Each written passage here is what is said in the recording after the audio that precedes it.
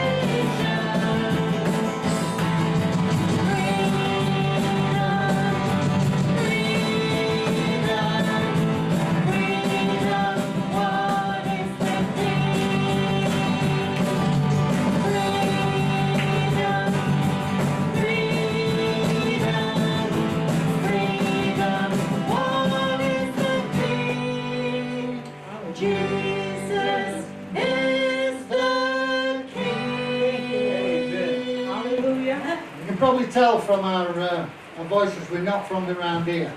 We're from across the pond, as you call it, in a place called Sheffield in England. And we have happened to be out and about one day and we discovered Sheffield in Vermont. It is not the same. Anyway, my name's Len, this is Barbara, and well, we've been married for 44 years. Yay! And we've not been walking with the Lord that many years. Len was in the army and we got into all sorts of things that really we shouldn't have got into. We were drinking heavily, smoking heavily. Some stuff that I'm not even going to talk about. But suffice to say that we didn't build our life upon the rock. It was on the slippery slope of sand, and we were going to a lost eternity. I actually used to go to Sunday school. From being 4 years old, I went to Sunday school for 10 years. And I think, if I'm honest, I always loved Jesus. But I didn't know him. I knew of him. And whenever I mentioned his name, then it was precious, but I didn't live my life for him. When I was 14, I met Len. Wow. Childhood sweethearts. Yeah. And I stopped going to Sunday school. I had better things to do. I didn't want to be bothered going to Sunday school. I had a life to live, you know. So Len and I stayed together, and as I say, we've been married for 44 years. We've got 2 beautiful daughters that the Lord loaned us. He loaned them to us. We have to let our children go and live their own life. We've got 6 grandchildren, and we are here in US. We can't call it coincidence. We call them God incidences. It's a God incidence. Anyway, to take it right back, we were living our life for us. Len came out of the army. We were both working eventually, bringing up the girls, and we were living in a little village in Lincolnshire, in England.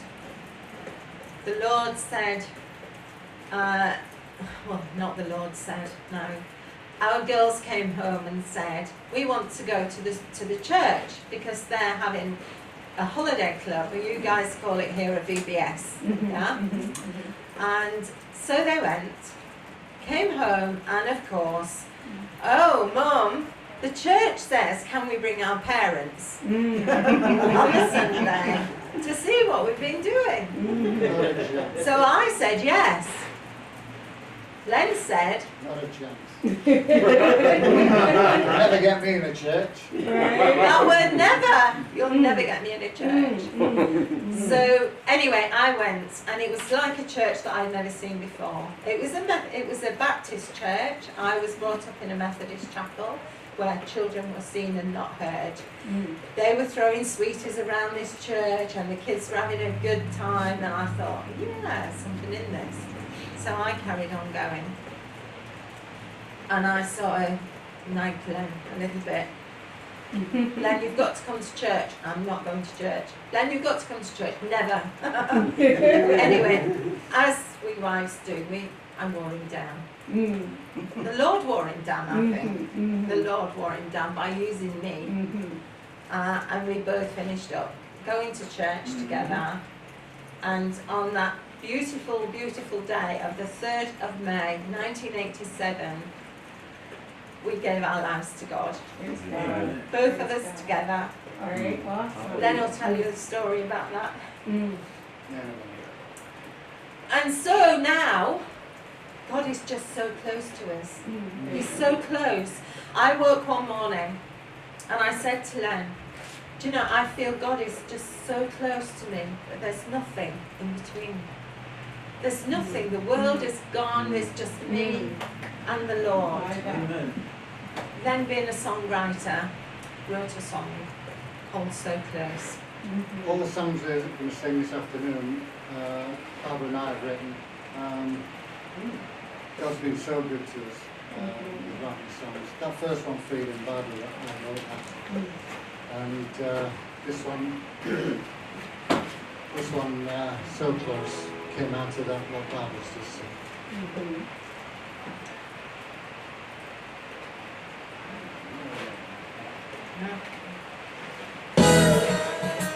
Feel the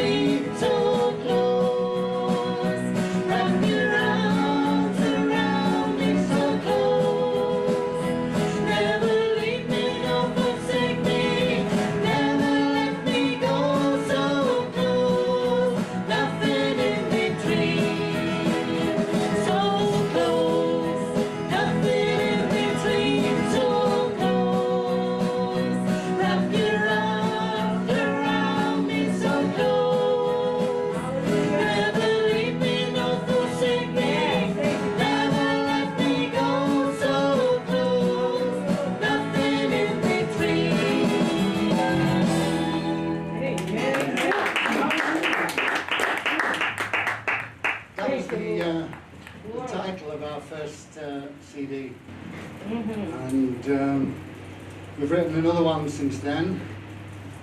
Let me go back a bit. We go through life and things happen, and we wonder why that has happened. Is there a point in it? And it's only later on in life that I've realised when I became a Christian, I look back on this particular instance and found that God has got his hand on it. I was in the army for 10 years, the British Army, and I started off being a tank mechanic. I worked on big chieftain tanks. And I was in Canada one year, and there was 1,000 square miles of training ground. It's the only place in the world where tanks can actually fire live rounds while you're doing a simulated battle. Me being part of a mechanical crew, we went out in another tracked vehicle and took it in turns to drive and operate the radio, and we had a commander on top telling us where to go. We'd been out on a job and repaired this particular tank, and we were going back to our own camp. Now, there's no lights in this area. It is 1,000 square miles of nothing. There's one tree. And you have to navigate off that one tree. Wow. Yeah. So we're heading down this road, and it was my turn to drive. No lights on, pitch black, no moon out, cloudy, no stars, so it was pitch black. Do you understand what pitch black is? Yeah? Pitch. Pitch is something we use in England, they put on the roads. Yes. And I was driving down this road, and all of a sudden, something just said, stop, in my head. So you have these two levers, and you pull them like that, and it stops this track vehicle on its end, like that. It did that, and my commander came out the cockpit and hit me on the head with the radio mic. Said, what on earth are you doing, man? I said, I don't know, I just felt I had to stop. He said, all right, put your lights on.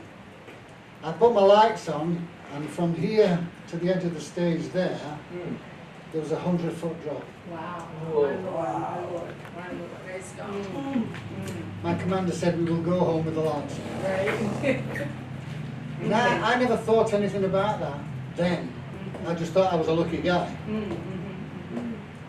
You don't believe in luck, Amen.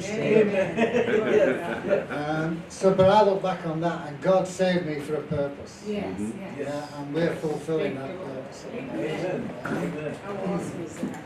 Now, Yeah. he's gone. Charlie. Charlie, you sang a song earlier on from Indescribable. Yeah, love that song. We've been out on like a mini Indescribable tour in Cyprus. But from that DVD, have you seen the DVD with Louis Giglio? Probably.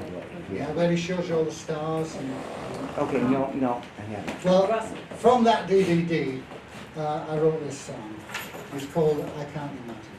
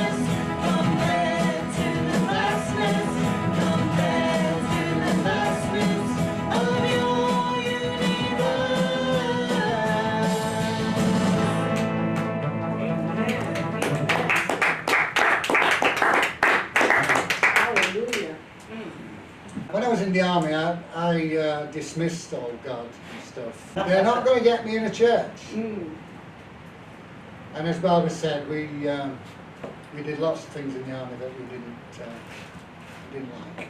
Well, we did like at the time. I smoked 60 cigarettes a day and drank a litre of whiskey every other couple of days. If we cracked a bottle of whiskey, me and my friend, we wouldn't go to bed until it was finished. I used to drink a bottle of brandy as well. A litre. Wow. The good thing is, not that I'm saying that drink is good, but the good thing about it was we never became alcoholics. God saved us. Yeah? Only by Praise the God's Lord. grace. Exactly. Yeah. Another thing that we can look back on and see where God actually got his hand upon us. Because we could quite easily have become alcoholics. We came out of the army and I couldn't get a job. I'd got a job lined up and it fell through, and everything just took, our life just went flat. And then she wanted me to go to church. You cannot be serious. He had enough problems without going to church. That's what he said. So we eventually I went to church, and the Baptist church where we went, the aisles were like that, you know, right steep. And they have communion once a month. That was the week they had communion. That's it. God's got a sense of humour. So it came up to me, I hadn't got a clue what to do with these things.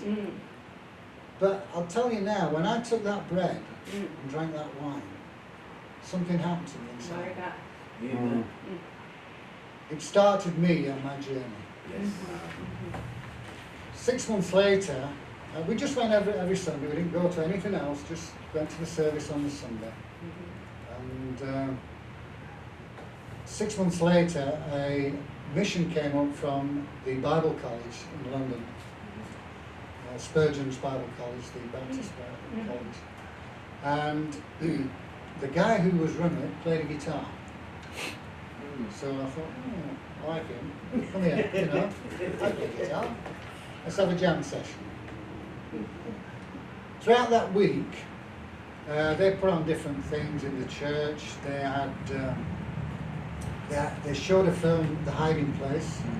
I don't know if you've seen it. It's all about Nazis and a particular family in Holland, which I forget the name now. Corrie ten Boom. Yeah. It was her life story, or her family's life story, how they saved all these Jews. That really touched me. That was on the Wednesday. On the Thursday, or vice versa, I'm not sure, we went to see 3 people giving their testimony, just like we are today, only there was no music. They were just giving their testimony of how God had touched their lives. I can remember there was 2 policemen. One was a lowly PC, and the other one was an inspector. And there was a fighter pilot, an RAF fighter pilot. I heard the 2 policemen, and they were very, very touching. But then this fighter pilot got up. There was something about him I didn't like. I now look back, because him and his wife became our spiritual mum and dad. And now look back, and Ian and Liz, if you're watching this video on YouTube, it's you. We have you to thank for all this. I believe now that it was the Holy Spirit in him I didn't like. Because I was in my youth with all my other friends who I dealt with the occult, Ouija boards, stuff like that. You know, being prayed for, it's all gone, don't worry. Amen. And but that guy, and you know, wherever I went in church, it was there. Whenever I turned a corner, his face was there. Until eventually, on the Friday night, we'd invited Ian, I think his name was. Chris, who was leading the mission. Invited him up for dinner in the evening, and he came up, brought his guitar, and had a go jam session. No Christian songs, it was all folk music, which I was into in them days. And about midnight, I went, oh Len, I've got to go. I said, but can I give you a booklet? And it was called Bridge to Life. Mm. Have you seen it? A little tract. It's lovely. It's got a picture of a cross on and the bridge, sin, and yeah. He said there's a little prayer at the end of that, and I just want to tell you, Jesus loved it, and that's the first thing he'd said all evening about Jesus. Mm. So I said, yeah, and he went away, and I went to bed. I read this little booklet, and it made sense to me. So I said this little prayer at the end. Mm. Nothing. I was expecting, like you were saying, there was nothing. So I thought, well, is that it? So, we went to church on the Sunday morning. We were in one of these steep rows. I'll let Barbara just finish the little tale before I go any further. What Len's forgotten to tell you is that the previous week he used to work in a big hangar, Yeah. an RAF hangar, Royal Air Force hangar. I always forget this bit. It's And most important. he came home one evening and I said to him, what's wrong? He said, nothing. Well, I'd been married to him for too many years to know that there was something wrong with him.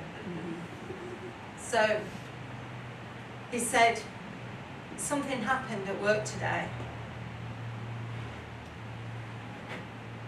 This is after this film and these guys.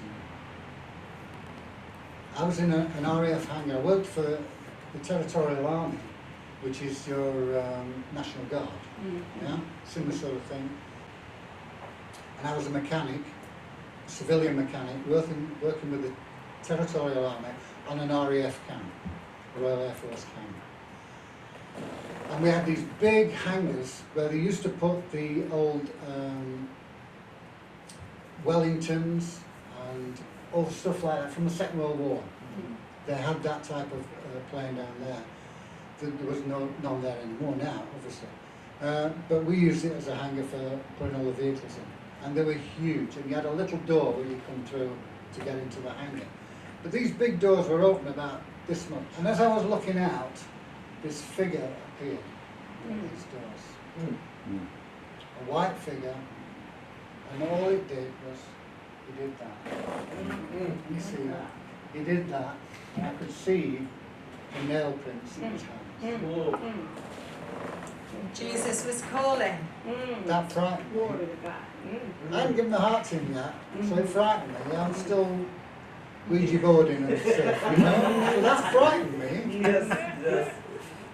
So when he came home and he said that something had happened and he told me, I said, you know who that was? And he said, I think I do.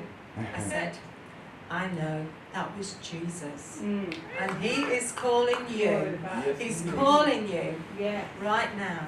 yeah. So anyway, on the Sunday, we went to church.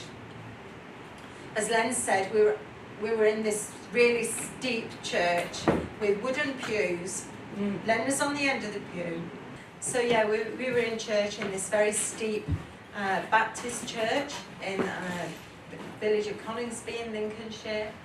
And Chris was preaching, and he preached on the 3 words, it is finished. Glory to God. Len was sitting on the end of the pew, I was second in, there was a lady next to me, and right on the very end, there was a gentleman who was disabled and couldn't move by himself. So the last hymn, the altar call had gone forward. My heart was pounding out of my chest. I knew that I had to go and give my life to Jesus. But something, who I now know was Holy Spirit, made me stay where I was. I could have pushed past Len, but I felt, no, I have to stay here. The hymn finished, Chris put out another altar call. Before the first chord was struck, Len was down there, and I was allowed to go. Hallelujah. So we went forward and we gave our life to Jesus together. And I believe that timing was crucial. I really do believe that timing was crucial. Because now I believe that if I'd gone first, maybe Len would not have followed. I had to follow him. I had to follow him. And since that day, the Lord has used us together. We're just together all the time. Ministry, everything. Yeah, people say we're joined at the hip. I guess after, well, we've been together nearly 50 years this year. So yeah, I guess we maybe are joined at the hip. But Jesus came and he touched our lives that day. And he gave us the greatest, greatest love that there ever could be. That there ever could be. Thank you for watching this presentation of the Jesus is Lord Tour concert, which was produced by Thomas Travers from the Power Station. May God bless you abundantly, and thank you for watching.